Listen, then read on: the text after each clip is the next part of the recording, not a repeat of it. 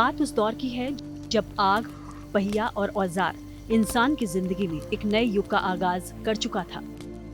मारकर और पकाकर इंसान काफी पहले से खा रहा था, पर अब बारी थी उगाकर खाने की। ऐसे में पहले जहां शिकार की उपलब्धता के हिसाब से एक जगह से दूसरी जगह पर लगातार घूमते रहना इंसान की मजबूरी थी,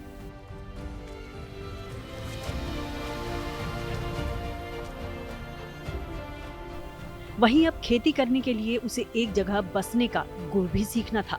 सो यहीं से शुरुआत हुई उस दौर की जब खाना बदोश इंसान दुनिया के अलग अलग हिस्सों में फैला और अपने अपने गांव बसाकर रहने लगा। लेकिन इसके साथ ही टेरिटरी यानी क्षेत्रों पर एकाधिकार की लड़ाई भी शुरू हो गई। हर टेरिटरी का अपना नेता चुना जाने लगा जो इसे मैनेज कर सके और सुरक्षा की जिम्मेदारी भी ले सके। इतिहासकारों के अनुसार कालांतर में सिंधु घाटी सभ्यता में ऐसी इमारतों के अवशेष मिले जिनसे पता चलता है कि वहां नेता का चुनाव किया जाता था। अपनी टेरिटरी की जरूरतों को पूरा करने के लिए कमाई का कुछ हिस्सा उस नेता को दिए जाने की व्यवस्था की गई। इसके साथ ही वो पैसा कहाँ खर्च करना है, इसका ब्यौरा भी तैयार किया जाने लगा।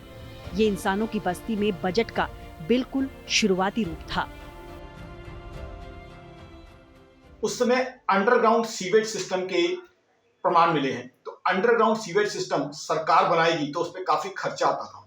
तो जाहिर सी बात है, एक बहुत बड़ी संभावना बनती है कि सरकार उस समय टैक्स लेती थी, जिसकी वजह से इतना बढ़िया अंडरग्राउंड सीवेज सिस्टम था। उसके अलावा सील्स मिली हैं, वेट्स मिले हैं, तो कहीं ना कहीं इकोनॉमी को उसमें प्रॉपर चलाया जाता था। वास्तव में भारतीय बजट का पहला व्यवस्थित रूप कौटिल्य के अर्थशास्त्र में मिलता है। इसमें मौर्य काल की राजकीय व्यवस्था का उल्लेख किया गया है। कौटिल्य अर्थशास्त्र के अनुसार हर साल वित्त मंत्री राजा के सामने एक नोट पेश करता था।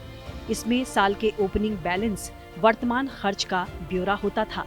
जो काम पूरे हो चुके होते उसे सिद्धम और जो चल रहे होते उन्हें करणीय कहा जाता था।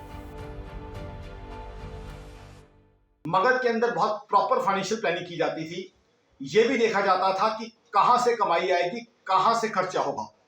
तो कहीं ना कहीं एक संभावना बनती है कि मगध का जो साम्राज्य है उसके अंदर बजट होता था, क्योंकि कौटिल्य का अर्थशास्त्र बहुत ही क्वालिटी प्लानिंग दिखाता है। कौटिल्य के अर्थशास्त्र पे ये दिखता है कि पैसा कहां से आएगा, सरकार या राज्य पैसा कहां से कमाएगा, कहां से खर्चा करेगा, और उस तरीके की प्लानिंग 354 दिन की, 354 डेज की उस समय शायद होती थी। बजट शब्द पहली बार 1773 में ब्रिटेन के पूर्व प्रधानमंत्री सर रॉबर्ट वालपोल ने इस्तेमाल किया। बजट शब्द बज से आया है, जिसका मतलब होता है बैग या छोटा पर्स। ईस्ट इंडिया कंपनी 1833 में चार्टर एक्ट लाई। इस एक्ट के तहत भारत में गवर्नर जनरल को राजस्व के नियंत्रण का अधिकार दिया गया। 1857 की क्रांति के बाद देश में केंद्रीय वित्तीय व्यवस्था और प्रशासनिक व्यवस्था लागू की गई।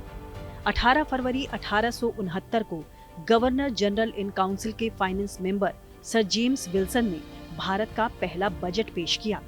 आजादी की घोषणा के बाद 2 फरवरी 1946 को लियाकत अली खान की ओर से बजट पेश किया गया। आजाद भारत का पहला बजट नवंबर 1947 में षणमुखम चेट्टी ने पेश किया। इसके बाद से हर साल फाइनेंशियल ईयर की शुरुआत में बजट पेश किया जाता है।